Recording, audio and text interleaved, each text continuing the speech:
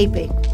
A swirl of fine particles that can be odorless, even invisible, unregulated, and until recently, thought harmless. I mean, you're seeing kids that are unable to breathe, that are needing medical assistance. Absolutely, immediate. During the day. And it's very scary for all of us.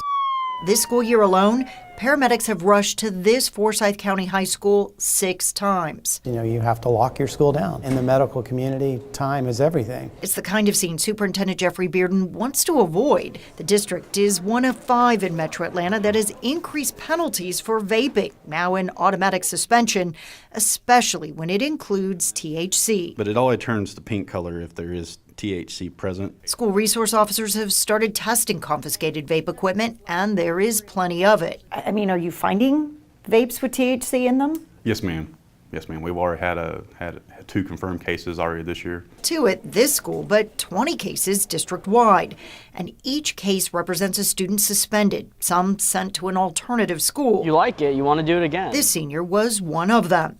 He says his grandfather vapes. So I never saw it as something more than just help for addiction. But when I saw people doing it, I was like, hey, what's the big deal with it? Not that it would make me cool, but to see what a buzz was like, because I was interested. Speaking candidly but anonymously, I asked these high school students to tap their foot if they knew any student that vaped or was addicted to nicotine. You know, like anything else that becomes popular, everyone wants to try it. They'll do it in the hallways, they'll do it in the middle of class. Apparently vaping and not getting caught is part of the rush. If you do it, like, you're cool, like, because the school says so much of, like, don't do it, so, like, they do it. But before you pass this off as a Forsyth County problem, look at the spike in tobacco-related offenses, most due to vaping, at all of Metro Atlanta's largest school districts. 3 districts even told me they've had to confiscate e-cigarettes from a student in an elementary school. Every day we're learning more and more about the long-term side effects of... That's why some school districts have turned to their own students to convince classmates not to vape. From PSA competitions... My chest started hurting. ...to a near-death experience. My eyes felt like they were beating out of my head. Paulding County High School student London Davis openly talks about the day paramedics had to rush him to the hospital. Then I started having seizures, and eventually my heart stopped. Still, his story is not enough. Paulding has already disciplined 98 middle and high school students this year. Students say they are well aware of the risks. They know about the deaths, 18 of them so far. They know about the 1,000+ confirmed and probable illnesses related to vaping, 24 of those here in Georgia. They know one Juul pod contains as much nicotine as an entire pack of cigarettes, and that the teenage brain is more susceptible to addiction. They also know it can lead to a lack of impulse control, focus, and mood disorders. We've been being told about addiction since 6th grade in health. And does that make any difference? A lot of people have that belief that they're invincible. None of these students say they vape right now, but at least one admits she might someday. I don't know, I just don't want to feel like out of place. If that kind of honesty makes you cringe, fix it. These teens say this one is up to the adults. Change the marketing of vaping, cut off the supply, regulate the industry. The marketing around vaping has been from the very beginning, safe alternative, flavors that are appealing to young people. All those things mask the dangers. In the past 3 years, the FDA has issued 80 warning letters to Georgia retailers caught selling e-cigarette products to minors. We mapped the locations, and about a third are within a half mile of a school. Were your Juul pods? You got your ID on you? Yeah.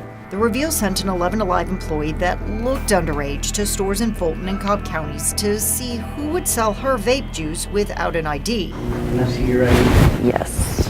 You look, honestly, you look about 16. Really?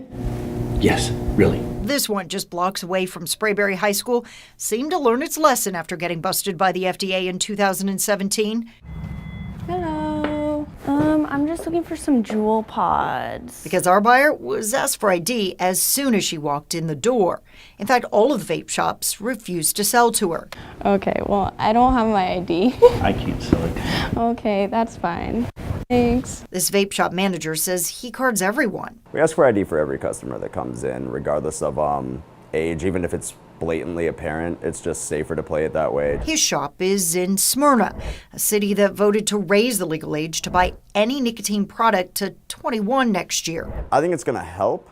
I think it's going to be a lot easier for places like gas stations who are selling those devices to be able to tell when someone's a little bit underage. But it's unclear if some of those gas stations even care. Can I have the mint then?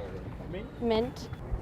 How much are these ones? This one is $16.99. Okay. They didn't even ask. It seemed very nonchalant. Yeah, can I have the pineapple? He just, took my money. These teens say none of it matters. I mean, everyone knows someone that's over 18. 18 is an adult, but like a lot of these kids that are buying it are just friends. They don't think of them as like an adult figure. And there are always online sales where all you have to do is check a box claiming to be over 18 to buy. It's so readily available. There are a lot of school districts that don't want to talk about this. Why are you willing to? Well, it's a national epidemic, and I think the best way to combat this issue is to have a community conversation around it. A conversation that cuts through the haze before a hit on a vape pen stops another heart, but one this teen is grateful he is alive to remember. That's the day I'll never forget. So if cigarette products are regulated, why aren't vaping products? The FDA gave the industry until 2022 to come into compliance. Now, a recent court ruling shortened that timeline to May of next year, but the industry, it's already filing lawsuits to fight that deadline.